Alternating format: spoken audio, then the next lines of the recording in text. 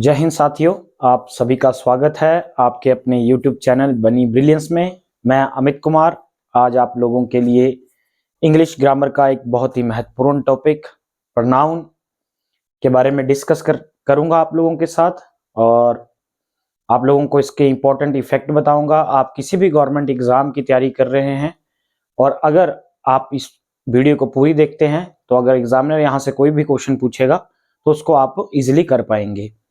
तो एक्चुअली में बात स्टार्ट करते हैं। देखो, जिन्होंने नाउन की वीडियो नहीं देखी है वो पहले नाउन की वीडियो देख लें, तभी प्रोनाउन समझ आएगा। वो आपको हमारे यूट्यूब चैनल बनी ब्रिलियंस में मिल जाएंगी।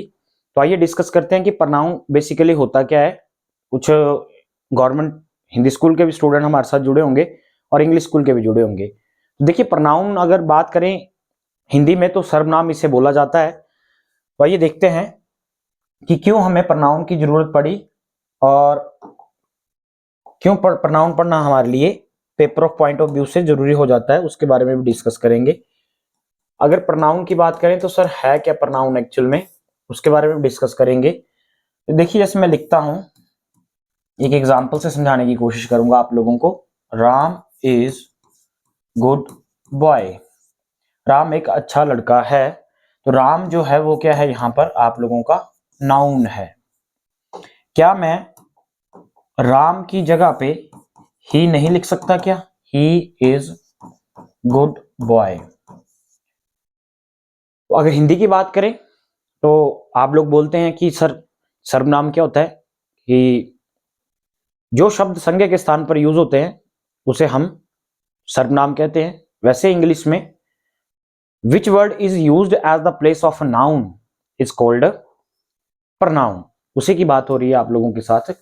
तो अगर ये बात करें तो यहां पर ही जो है वो ये नाउन है और इसकी जगह पर ये यूज हुआ है, तभी तो इसको क्या बोलेंगे बच्चों? प्रोनाउन बोलेंगे। आई होप आपको ये क्लियर हो गया होगा कि नाउन की जगह पे क्या आ सकता है, प्रोनाउन आ सकता है। अब प्रोनाउन को लेके बहुत ज्यादा चीजें जो हैं आपके दिमाग में आएंगी कि कौन कौन से नाउन, कौन कौन से प्रोनाउन होते हैं, कौन से नहीं होते हैं।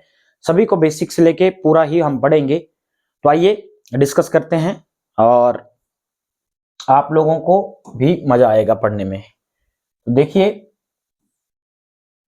बात करें डेफिनेशन की तो मैं वो आपको एक एग्जांपल से समझा ही चुका हूं, फिर भी कोशिश करूंगा कि जो लिखा है उसमें आपसे ज्यादा मैं आप लोगों को समझा पाऊं। देखो, प्रोनाउन की बात की जाए बच्चों तो इसमें सबसे पहले आता है आपका डेफिनेशन क्या होती है। देखो, पेपर में डेफिनेशन कभी भी नहीं आती है, पेपर में तो सिर्फ एग्जाम्पल आते हैं, तो एग्जाम्पल पे ज्यादा फोकस रहेगा हमारा। आइए डिस्कस करते हैं। देखिए, डेफिनेशन पहले तो सबसे पहला बेसिक क्वेश्चन ही यहाँ पर डेफिनेशन से मैं आप लोगों को बता देता हूँ कि डेफिनेशन की जो स्पेलिंग है इसको एक बार आप लोग अपनी रफ कॉपी में जरूर लिखिए, क्योंकि डेफिनेशन की स्पेलिंग कई बार पेपर में पूछी जा चुकी है और जो मैक्सिमम बच्चे हैं वो डेफिनेशन की स्पेलिंग लिखते हैं DEFINATION, डेफिनेशन नेशन कर देते हैं, जो कि रॉन्ग है। जो सही है वो क्या है, DEFINITION। बेसिक क्वेश्चन यहां से भी स्टार्ट हो सकता है, आपका पूछा जा सकता है पेपर में, आप लोगों को ये भी ध्यान रखना है। देखिए, यहां पर लिखा है a word which is used at the place of noun. ऐसा word, a word which is used at the place of noun, मैं ये एग्जांपल से आपको भी समझा चुका हूं कि नाउन की जगह पर जो इस्तेमाल होगा वही हमारा क्या कहलाएगा, प्रोनाउन कहलाएगा। जैसे राम है, राम को ही बोल दिया। अब ऐसा है कि प्रोनाउन यूज क्यों करते हैं? देखिए भाई, जब किसी का नाम आप बार बार लेंगे तो लेने में भी ऑकवर्ड लगता है, इसीलिए जो ग्रामर थे उन्होंने क्या किया कि उसके को दूर करने के लिए, इजाद करने के लिए प्रोनाउन का जो है वो इस्तेमाल करना स्टार्ट कर दिया। अब किसी के यहाँ के जो नॉर्थ इंडिया के हैं उनके नाम तो छोटे छोटे होते हैं, लेकिन साउथ इंडिया में चले जाएं तो कईयों के नाम बहुत लंबे लंबे होते हैं, तो बार बार लिखना तो दिक्कत दे रहा था, तो उसी के कारण जो है प्रोनाउन को इजाद कर दिया। देखिए, तो अगर बात करें कि टाइप्स ऑफ प्रोनाउन, कितने टाइप का प्रोनाउन होता है, तो आप देखेंगे प्रोनाउन की बात करें तो एक आपके पास आता है पर्सनल प्रोनाउन। पर्सनल प्रोनाउन में भी क्या क्या होता है, I, me, we, us, you, he, him, she, her, it. ये हमारे कौन से नाउन है? पर्सनल प्रोनाउन है, सॉरी। उसके बाद आता है आप लोगों का possessive pronoun. Second one is possessive pronoun. Possessive pronoun क्या है? Mine, ours, yours, his, her, theirs. Next बात करें demonstrative pronoun. Demonstrative pronoun, demonstrative pronoun का मतलब होता है किसी को पॉइंट आउट करना। डिमोनोस्ट्रेटिव प्रोनाउन की बात करें तो जैसे दिस, दैट, दोज, दीज, सच, ये सारा क्या है आपका डिमोनोस्ट्रेटिव प्रोनाउन कहलाता है, जिसे हम पॉइंट आउट के लिए इस्तेमाल करते हैं। डिस्ट्रीब्यूटिव से आप समझ सकते हैं डिस्ट्रीब्यूशन करना। डिस्ट्रीब्यूट जब भी करते हैं तो हम, जैसे मान लो आपके पास 100 रुपये है, मैं बोलता हूँ आप 10 को बांट दो, तो आप किसका निकालोगे सर? एक का निकालेंगे पहले। जब आप एक का निकालोगे उसी को तो हम क्या बोलते हैं? Distributive pronoun. जैसे ईच, आइदर, नाइदर, नन। तो ये हमारे कितने 4 टाइप यहां पर हैं। नेक्स्ट देखिए, पांचवा टाइप की बात करें तो पांचवा जो है आपके पास वो है रेसिप्रोकल प्रोनाउन, जिसमें कि आपका आता है ईच अदर और वन अनदर। उसके बाद बात करें तो छठा है रिफ्लेक्सिव प्रोनाउन या इंफेटिक प्रोनाउन। अगर इन दोनों की बात करें तो ये दोनों है एक ही चीज, लेकिन लिखने का तरीका थोड़ा सा अलग अलग हो सकता है। जैसे ये सेल्फ है और आप प्लूरल बना देंगे इसका, ये सिंगुलर है और ये इसका प्लूरल बना देंगे तो क्या बन जाएगा? सेल्फ्स बन जाएगा। उसके बाद आता है आपका इंडेफिनेट प्रोनाउन। इंडेफिनेट प्रोनाउन की बात की जाएगी तो इंडेफिनेट प्रोनाउन कौन सा होता है? इनडेफिनेट, नाम से ही सुजेस्ट है, नाम से बता रहा है इनडेफिनेट, जिसका मतलब क्या है? आकार से, जो हमें एग्जैक्ट नहीं पता है। आप बोलते हो दुकानदार में, दुकानदार के पास आते हो, आप बोलते please give me some milk. Some का मतलब क्या है यहाँ पर? सम। तो आपको ना तो आपने 1 kg बोला, ना ही 2 kg बोला, आपने बोला सम। जब आपने सम बोल दिया तो सम हो गया, एवरी हो गया, एनी हो गया, नो हो गया, और इनके साथ कुछ वर्ड लिखे मिलते हैं, somebody, everybody, anybody, nobody, something, everything, anything, no one. ये वर्ड इनके साथ जुड़ के कितने वर्ड बनाते हैं? ये 12 वर्ड बनाते हैं। यहां से एग्जामिनर बहुत ज्यादा क्वेश्चन पूछता है। अगर अगली बात की जाए रिलेटिव प्रोनाउन, रिलेटिव प्रोनाउन की बात की जाए तो रिलेटिव प्रोनाउन क्या है? जो रिलेट करेगा। जैसे आप देखेंगे विच हो गया, हु हो गया, हुम हो गया, दैट हो गया, हुज हो गया, ये हमारे रिलेटिव प्रोनाउन में आते हैं। उसी प्रकार से इंटेरोगेटिव प्रोनाउन की बात करें, क्वेश्चन मार्क की बात करेगा, हु, हुम, हुज, विच, व्हाट। तो ये हमारे जो है 10 प्रकार के जो है हमारे पास क्या है? प्रोनाउन है। आई होप इतना आपको क्लियर हो गया होगा कि 10 टाइप के जो है वो प्रोनाउन हम यहां पर डिस्कस करेंगे। तो आइए फर्स्ट से चलते हैं। फर्स्ट है हमारे पास पर्सनल प्रोनाउन। और एक काम जरूर करें, पहले आप नोट्स बना लें, पहले आप वीडियो को देख लें, उसके बाद आप नोट्स बनाएं। उसके बाद फिर कोई डाउट लगता है तो आप कमेंट बॉक्स में जरूर बताएं कि सर ये चीज समझ नहीं आई है, उसका सोल्यूशन भी आप तक पहुंचाने की कोशिश करेंगे पूरी पूरी। आइए देखिए, सबसे पहले जो है वो पर्सनल प्रोनाउन की बात की जाएगी। और पर्सनल प्रोनाउन हमारा कितने टाइप का होता है? देखिए, पर्सनल पर्सनल मतलब जो अपने लिए यूज होगा। पर्सनल मतलब जो अपने लिए, ऐसा प्रोनाउन जो अपने लिए यूज होगा। तो ये कितने टाइप का होता है? 7 टाइप का आपका ये प्रोनाउन होता है। यहां पर लिखा भी हुआ है 7 टाइप का, जिसमें कि SC का मतलब है सब्जेक्टिव केस, ये है सब्जेक्टिव केस, और ये है बच्चे ऑब्जेक्टिव केस, O से ऑब्जेक्टिव केस। ये आता है आपका पोजेसिव एडजेक्टिव, और ये आता है आपका पोजेसिव प्रोनाउन। तो देखिए, आई का अगर आप ऑब्जेक्टिव केस बनाएंगे तो क्या बनेगा? मी। पोजेसिव एडजेक्टिव की बात करें तो आई का क्या बनता है? माई। और पोजेसिव प्रोनाउन की बात करें तो इसका मतलब क्या आता है? Pronoun, sorry mine. Possessive pronoun में माइन आएगा, वी का अस हो जाएगा, और पोजेसिव एडजेक्टिव अवर हो जाएगा, और पोजेसिव प्रोनाउन जो अवर्स हो जाएगा। यू का यू ही रहता है, ऑब्जेक्टिव केस भी सेम और सब्जेक्टिव केस भी सेम। यू और यू का क्या बन जाता है? पोजेसिव एडजेक्टिव योर, और पोजेसिव प्रोनाउन योर्स बन जाता है। ही का हिम बन जाएगा ऑब्जेक्टिव केस, हिज जो पोजेसिव केस बन जाएगा। और देखिए आप, हिज का जो पोजेसिव प्रोनाउन है और पोजेसिव एडजेक्टिव वो दोनों क्या है? सेम है। ऐसा क्यों है ये मैं आगे आपको डिस्कस करूंगा और बताऊंगा भी कि ऐसा क्यों है। शी का क्या? हर हर महादेव, और हर हर महादेव आपको पता ही है, शी हर हर महादेव, ये हर हर चेंज नहीं होता है, ये बिल्कुल सेम रहता है, लेकिन आप प्रोनाउन में जाएंगे तो हर का हर्ष बन जाएगा। इट का ऑब्जेक्टिव केस भी इट रहेगा, लेकिन पॉजेसिव केस इट्स बन जाता है, और पॉजेसिव प्रोनाउन भी इट्स ही रहता है। दे का देम बन जाएगा ऑब्जेक्टिव केस, और देयर जो है इसका पॉजेसिव एडजेक्टिव बन जाएगा, और पॉजेसिव प्रोनाउन क्या बन जाएगा? देयर्स बन जाएगा। आई होप इतनी चीजें आपको क्लियर हो चुकी होंगी। एक बार आप लोग इस चीज का स्क्रीनशॉट भी ले लें और इसको अच्छे से बना लें, क्योंकि अगर ये आपको याद होगा तभी आपको अगली चीजें समझ आएंगी इस टॉपिक में। इसके अलावा समझना बहुत मुश्किल है। तो आइए आगे चलते हैं।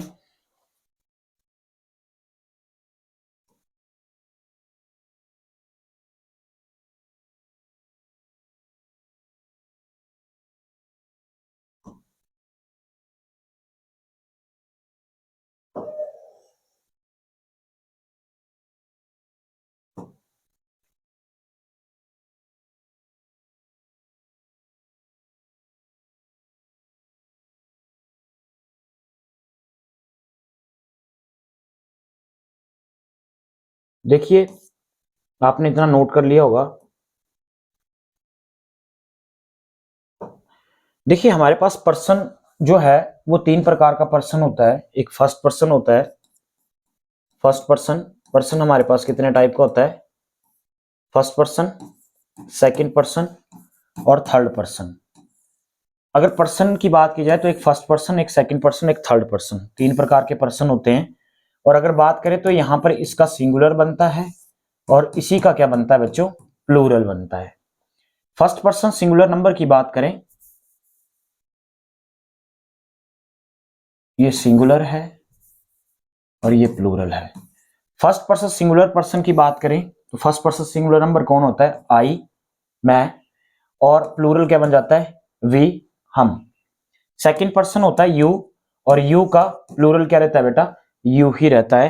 थर्ड पर्सन की बात करें तो थर्ड पर्सन कौन होता है? ही, शी, इट और नेम किसी का। ये सिंगुलर है और इसका अगर करें तो दे का क्या बनता है? देम हो जाएगा, दीज हो जाएगा, दोज हो जाएगा, एटसेट्रा। ये जो है ये आपका इसका तीन प्रकार के पर्सन होते हैं और ये भी इंपॉर्टेंट है, इसको भी आप लोग अपनी कॉपी में छाप लें, नोटबुक में, क्योंकि ये भी इंपॉर्टेंट है। तीन प्रकार के पर्सन, एक सिंगुलर और एक प्लूरल। ये मैंने इसलिए बताए। ये जो होता है ये फर्स्ट पर्सन कौन होता है? फर्स्ट पर्सन होता है स्पीकर, जो मैं हूं। मैं आज आपको पढ़ा रहा हूं तो मैं क्या हूं? स्पीकर हूं। You second person, second person कौन होता है? लिसनर होता है, लिसनर। और थर्ड पर्सन कौन होता है? Non active person. कौन सा पर्सन होता है बच्चों? नॉन एक्टिव पर्सन, जिसके बारे में हमारी बात होती है। तीन प्रकार के पर्सन। फर्स्ट पर्सन आई, आई मैं जैसे आपको पढ़ा रहा हूं तो आई क्या? स्पीकर हूं, आप सुन रहे हैं, आप लिसनर हैं। थर्ड पर्सन जिसके बारे में बात होगी, या तो कोई लड़का होगा, या तो कोई लड़की होगी, या तो ऐसा होगा जिसका जेंडर हमें पता नहीं होगा, या तो किसी का क्या हो सकता है? नेम हो सकता है। ये हमारे पास क्या है? तीन प्रकार के पर्सन भी होते हैं। देखिए जैसे ये यहां पर मैंने बताया तो ये I, we, you, he, she, it, ये इसी का ऑब्जेक्टिव केस है, ये इसी का पॉजेसिव केस है, ये इसी का क्या है? पॉजेसिव प्रोनाउन है। जैसे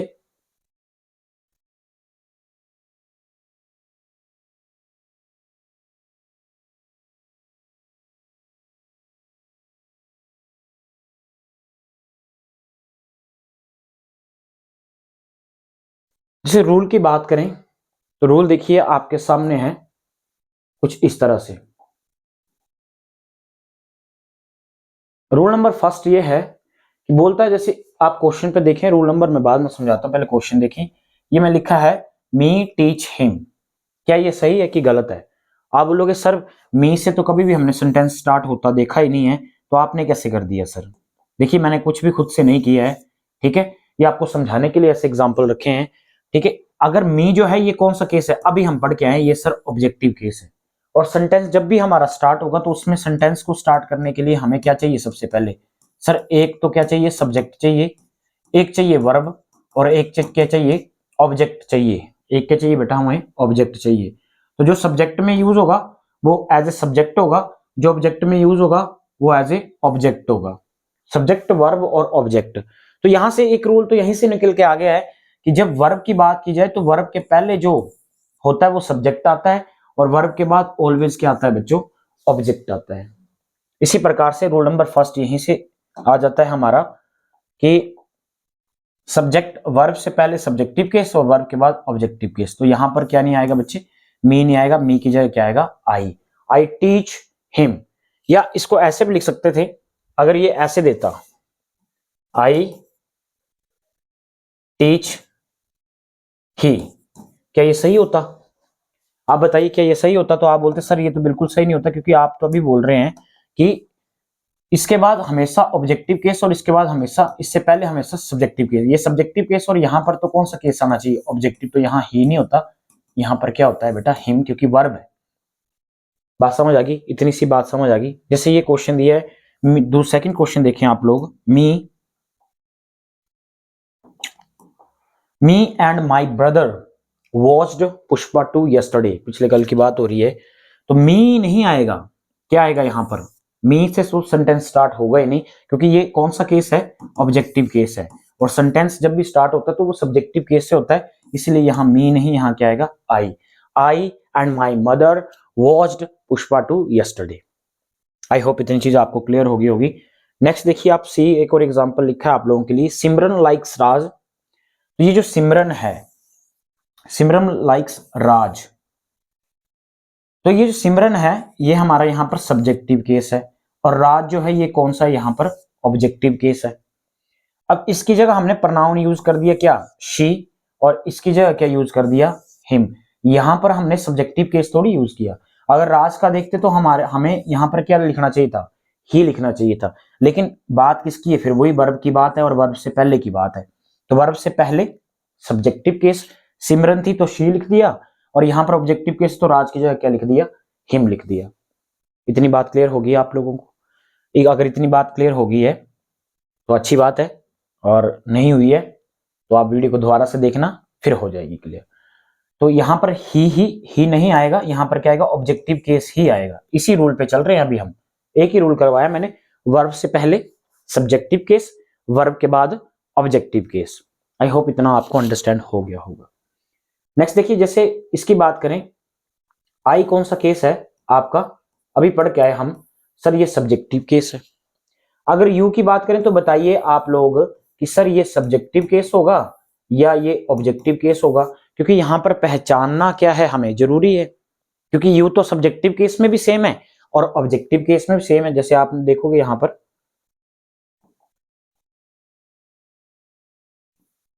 ये देखेंगे आप लोग यहां पर, तो यू का सब्जेक्टिव केस भी सेम है, ऑब्जेक्टिव केस भी सेम है।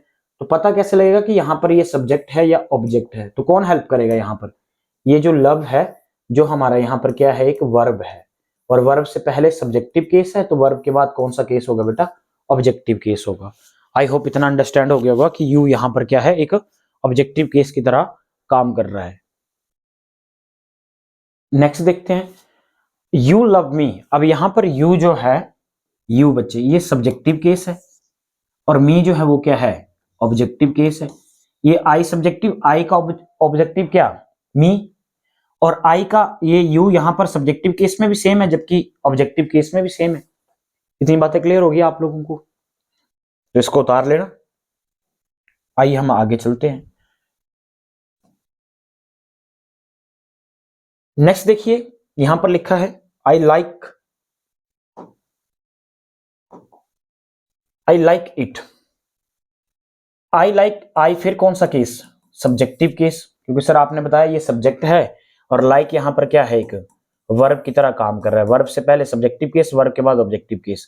अब देखिए मैंने आपको बोला कि सब्जेक्टिव केस अगर इट की बात करें तो ऑब्जेक्टिव केस में भी इट का रहता है, इट ही रहता है, लेकिन पॉजेसिव केस में ये क्या बन जाता है, इट का इट्स हो जाता है।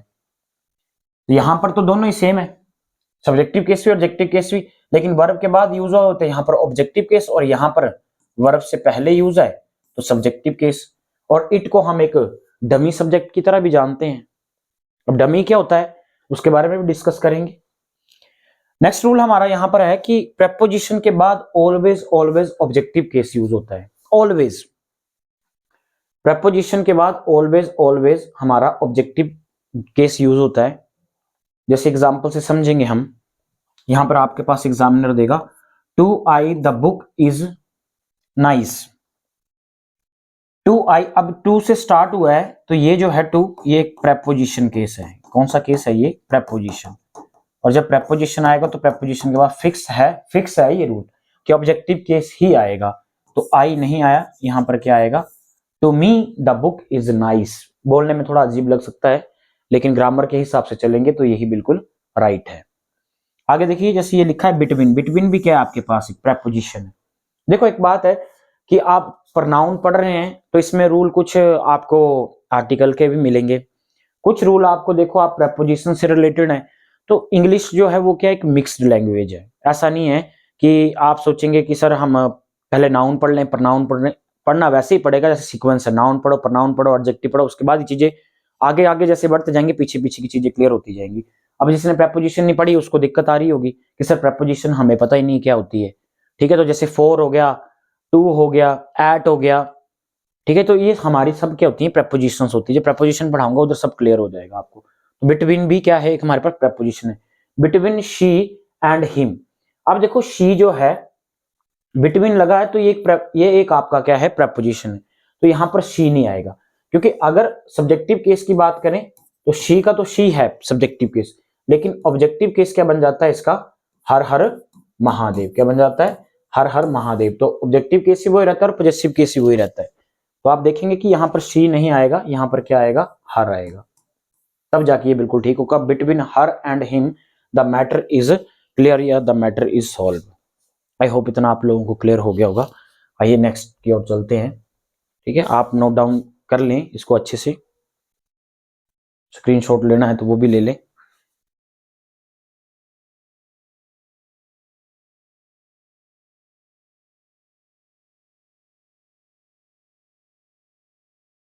आइए नेक्स्ट डिस्कस करते हैं।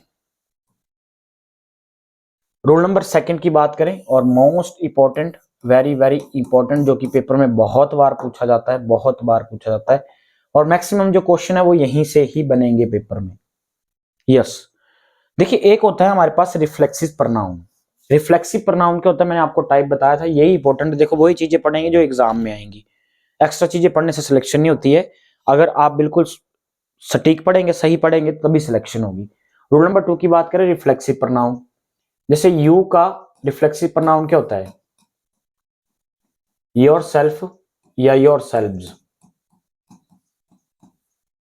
बताएं आप लोग मेरे को, योर सेल्फ होता है या योर सेल्व्स होता है।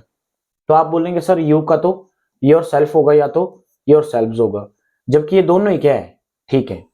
जब आप इसे सिंगुलर यूज करेंगे तो योर सेल्फ होगा, जब इसको आप प्लूरल यूज करेंगे तो योर सेल्व्स होगा। तो ये उसी रिफ्लेक्सिव प्रनाउन की बात कर रहा है, रिफ्लेक्सिव प्रनाउन की बात कर रहा है। तो ये रिफ्लेक्सिव प्रनाउन जो है हमारा,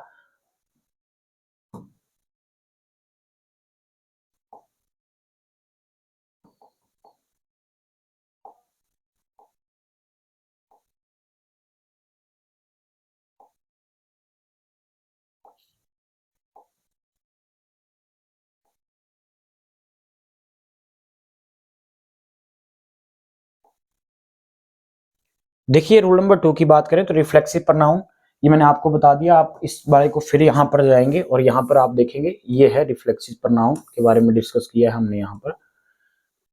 देखिए रिफ्लेक्सिव प्रनाउन में सेल्फ लगा होगा या तो सेल्व्स लगा होगा, जैसे माई सेल्फ होता है, योर सेल्फ होता है, योर सेल्व्स होता है, ठीक है, हर सेल्फ होता है, देम सेल्व्स होता है, हिम सेल्फ होता है।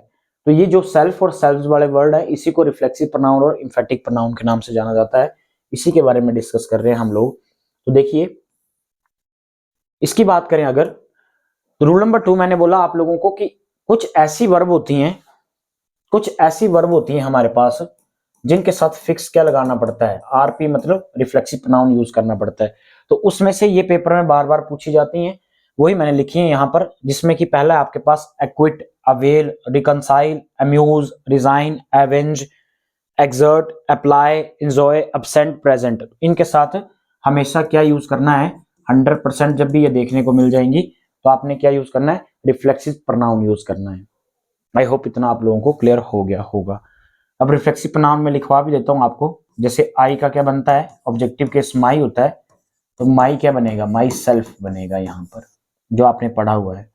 ही का ऑब्जेक्टिव केस हिम होता है, तो उसके साथ ही लगेगा हिम सेल्फ। यू है, यू का ऑब्जेक्टिव केस तो यू ही रहता है, तो ये दोनों ही बनता है योर सेल्फ और योर सेल्व्स, क्योंकि सिंगुलर भी यूज होता है और प्लूरल भी वही यूज होता है। अगर बात की जाए शी की, तो शी का क्या बनता है, हर, ऑब्जेक्टिव केस, और हर से क्या बन जाएगा, ये हर सेल्फ बन जाएगा। उसी प्रकार से दे है, दे का ऑब्जेक्टिव केस देम, तो देम प्लूरल है तो ये देम सेल्व्स हो जाएगा। उसी प्रकार से बात करें बी, बी का ऑब्जेक्टिव केस आर, और ये क्या होता है, आर सेल्व्स होता है, ठीक है। तो ये 7 होते हैं टोटल। इट है, इट का क्या बनता है, इट सेल्फ, इट सेल्फ होगा, ठीक है। तो इतनी सी बात मैंने आपको बताई, लेकिन देखो हर एक चीज का अपना एक ऑपोजिट मीनिंग होता है। जैसे आप लोग पढ़ रहे हैं, आपका फ्रेंड कोई बैठा है, मैं बोलता हूं आपको यार आप बहुत अच्छे हो, बहुत स्मार्ट हो, तो इसका मतलब दूसरा नहीं है। मैं बोलता हूँ आप पढ़ने में बहुत अच्छे हैं, दूसरा बोलेगा इसका मतलब मैं नहीं है। मैंने कुछ नहीं बोला फिर भी वो उसका मतलब लेके जाएगा। उसी प्रकार से अगर मैंने बोला कि कुछ वर्ब ऐसी होती है जिनके साथ रिफ्लेक्सिव प्रोनाउन लगेगा, तो आपके दिमाग में ऐसा भी आएगा कि सर कुछ ऐसी भी होंगी जिनके साथ नहीं लगेगा, तो वो भी आपके सामने है जिनके साथ नहीं लगेगा। और ये कब नहीं लगेगा इसके बारे में डिस्कस करेंगे। तो उसमें से कौन कौन सी है? कीप, स्टॉप, टर्न, क्वालिफाई, बेद। इसे बेथ पढ़ते हैं, बाथ मत पढ़ना इसे। बाथ एक नाउन है और बेद जो एक वर्ब है। Move, rest, hide, wash, save. तो इनके साथ कभी भी क्या यूज नहीं करना है? रिफ्लेक्सिव प्रोनाउन यूज नहीं करना है। इतनी बात आप लोगों को क्लियर होगी। आइए कुछ एग्जाम्पल से इन चीजों को क्लियर करते हैं। देखिए नोट करके लिखा है एक्वाइट। एक्वाइट की बात की जाए या रिजाइन की बात की जाए, ये मोस्ट इंपॉर्टेंट चीज लिखी हुई है कि एक्वाइट और रिजाइन। यहां पर तो आपको फिक्स बता दिए मैंने अभी कि एक्विट और रिजाइन के साथ आप रिफ्लेक्सिव प्रोनाउन यूज करेंगे, लेकिन कोई कंडीशन ऐसी होगी जब नहीं भी करेंगे, वो मैंने नोट करके वहां पे आपको लिखवा दी है। देखिए अगर जब इस एक्विट का मतलब क्या आ जाता है? बरी करना। जैसे यहां पे लिखा है they the high court acquitted itself from all charges. और एक लिखा है medical professional acquitted themselves the service of common people in कोविड-19। अब आप बोलोगे सर ये है एक्विटेड, तो इसके साथ तो ये क्या आ गया? सर आपने तो अभी बोला था ये फिक्स रिफ्लेक्सिव प्रोनाउन आएगा।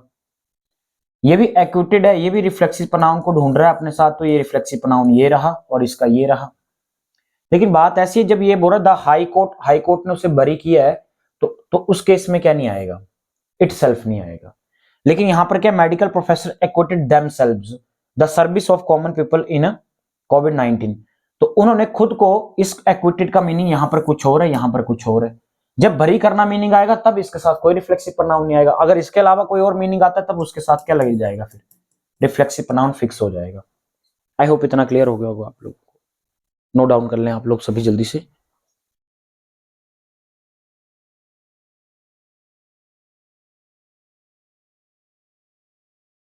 नेक्स्ट की ओर चलते हैं। देखिए रिजाइन से भी मैंने एग्जांपल रखा हुआ है आप लोगों के लिए। She resigned herself to the demands of extremist. She resigned herself to the, उसने खुद को रिजाइन किया, तो यहां पर हरसेल्फ की जरूरत नहीं, क्योंकि रिजाइन दिया होगा तो हरसेल्फ की जरूरत नहीं, उसने खुद का ही रिजाइन दिया है, तो यहां पर हरसेल्फ की जरूरत नहीं है। अब आइए कुछ एग्जांपल पे डिस्कस करते हैं। पहला है you should avail of every opportunity that comes in your life. You should avail, you का यहां पे अवेल के साथ रिफ्लेक्सिव प्रोनाउन चाहिए हमें कोई, तो वो क्या आएगा? You should avail your self of every opportunity that comes in your life. यहां पर रिफ्लेक्सिव प्रोनाउन का यूज होगा, क्योंकि अवेल एक ऐसी वर्ब है जो अपने साथ क्या ढूंढती है? रिफ्लेक्सिव प्रोनाउन लगाती है। आई इंजॉयड लास्ट इवनिंग, और दूसरा इसी का पार्ट लिखा है I enjoyed a party last evening. अब यहां पे देखिए ये वर्ब है, ये भी क्या है? वर्ब है। ये इंजॉयड वर्ब है और यहां पर भी वर्ब है। और इंजॉय एक ऐसी वर्ब है जो अपने साथ रिफ्लेक्सिव प्रोनाउन लेती है, लेकिन कब लेगी ये बात भी समझने वाली है। तो देखिए आई इंजॉयड बट, अगर मैं बोलूं आपने क्या इंजॉय किया, तो आप बोल रहे I enjoy but last evening. क्या किया लास्ट इवनिंग में? क्या इंजॉय किया है? कुछ यहां पर? सर यहां पर जो है क्या मिस है? ऑब्जेक्ट नहीं है। देखो जैसे मैं बोलता हूं, समझना कि रिफ्लेक्सिव प्रोनाउन हम यूज कब करते हैं, ये बहुत इंपॉर्टेंट है। जैसे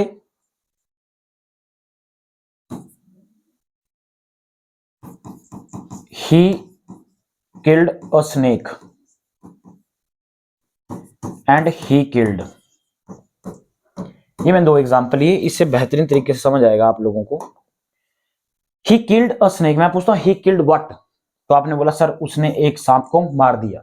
और जैसे मार दिया तो ये क्या बन गया? ऑब्जेक्ट बन गया। और ये क्या बन गया? सब्जेक्ट। और ये क्या आ गया? बीच में वर्ब आ गया। क्या यहां पर हमें कोई प्रोनाउन को रिफ्लेक्सिव प्रोनाउन की आवश्यकता है यहां पर फर्स्ट में? तो आप बोलेंगे सर नहीं है, क्योंकि यहां पर बिल्कुल बात क्लियर है। अब मैं बोलता हूं ही किल्ड, उसने मारा। आप बोलेंगे सर उसने मारा, सर क्या मारा? कुछ तो मारा होगा सर, बताइए आप क्या मारा है। तो यहां पर क्या नहीं दिया है? ऑब्जेक्ट नहीं दिया है। और जब सेंटेंस में ऑब्जेक्ट गिवन नहीं होता है तभी तो क्या लगता है बच्चों, तभी तो क्या लगता है, रिफ्लेक्सिव प्रोनाउन लगता है। जैसे आई इंजॉय, बट मैंने क्या इंजॉय किया भाई, एक पार्टी को इंजॉय किया। क्या किया, एक पार्टी को इंजॉय किया, और एक पार्टी को इंजॉय किया, तभी तो यहाँ पर इस इंजॉय के बाद किसी भी रिफ्लेक्सिव प्रोनाउन की आवश्यकता हमें नहीं है। लेकिन इस इंजॉय के बाद ऑब्जेक्टिव केस नहीं दिया था, तभी तो यहाँ पर लिखेंगे आई इंजॉयड क्या, माई सेल्फ लास्ट इवनिंग। आई का क्या बनता है, माई सेल्फ बनता है। आई होप इतना क्लियर हो गया होगा। आइए नेक्स्ट देखते हैं example. She has reconciled to the demands of her in laws. तो ही शी हैज रिकंसाइल्ड, तो रिकंसाइल्ड देखिए आप लोग यहाँ पर, रिकंसाइल मैंने कुछ ये लिखवाया था आपको, यहाँ पर रिकंसाइल है तो इसके साथ रिफ्लेक्सिव प्रोनाउन की आवश्यकता हमें पड़ेगी। तो आप लोग यहाँ पर लिखेंगे शी का क्या बनेगा, जैसा देश वैसा भेष, शी रिकंसाइल्ड हर सेल्फ, यहाँ पर हर सेल्फ आएगा। She has reconciled herself to the demands of her in laws. Next, I keep myself cool and never lose my temper when provoked. इसकी बात की जाएगी तो देखिए आई कीप, और कीप एक ऐसी वर्ब है जिसके बाद कहनी चाहिए हमें रिफ्लेक्सिव प्रोनाउन नहीं चाहिए। आई होप इतना क्लियर हो गया होगा आप लोगों को। जैसे दो तीन एग्जांपल और हैं, इनको भी समझेंगे। मैं लिखता हूं I wash myself in morning.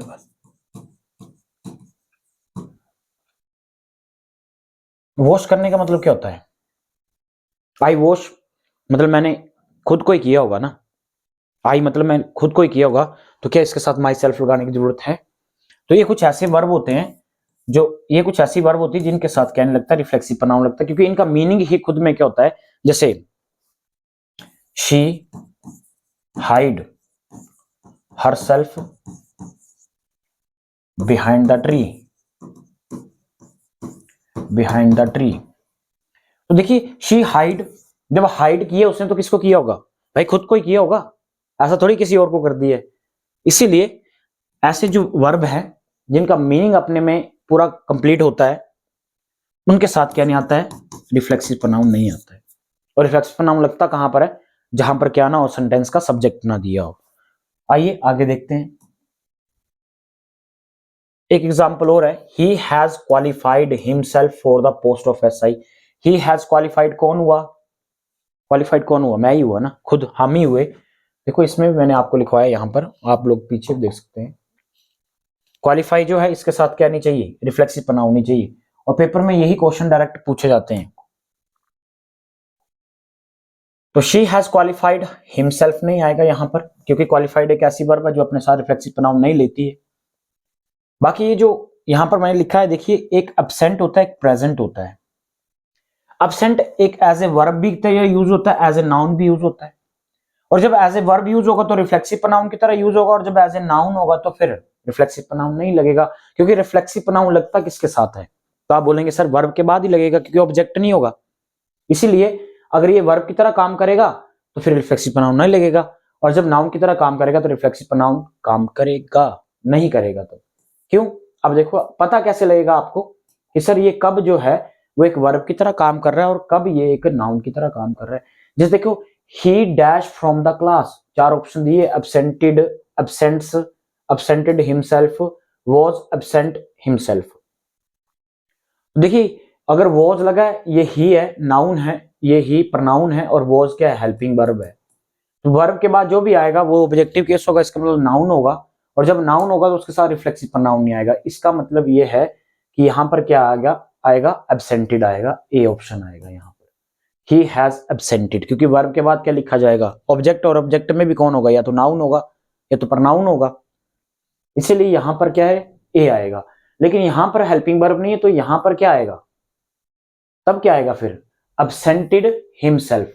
इस वाले में क्या आएगा, सी आंसर आएगा, क्योंकि यहां पर हेल्पिंग वर्ब नहीं है। जब वर्ब नहीं है तो ये वर्ब बनेगा, और ये वर्ब बनेगा, जब ये वर्ब बन गया तो इसके साथ फिर क्या आएगा, रिफ्लेक्सिव प्रोनाउन आएगा, और इसके साथ नहीं आएगा। आई होप आपको इतना क्लियर हो गया होगा। अगर मैं बहुत जल्दी फास्ट बोलता हूं तो आप लोग वहां से मैनेज कर सकते हैं स्पीड को। और वहां से आप धीरे धीरे देख सकते हैं। आई होप इतना आपको क्लियर हो गया होगा। तो आज की वीडियो में हम यहीं तक का पढ़ेंगे। इसका पार्ट सेकंड फिर आएगा एक और, उसमें भी हम अगला डिस्कस करेंगे। अगर आपको वीडियो जो है वो अच्छी लगती है तो आप इसे जरूर लाइक करें, शेयर करें और चैनल को जरूर सब्सक्राइब कर दें। और अपने जो वैल्यूएबल कमेंट्स हैं आपके, उनको आप देना ना भूलें। मिलते हैं आपके साथ अगली वीडियो में। तब तक के लिए जय हिंद, जय भारत, जय हिमाचल।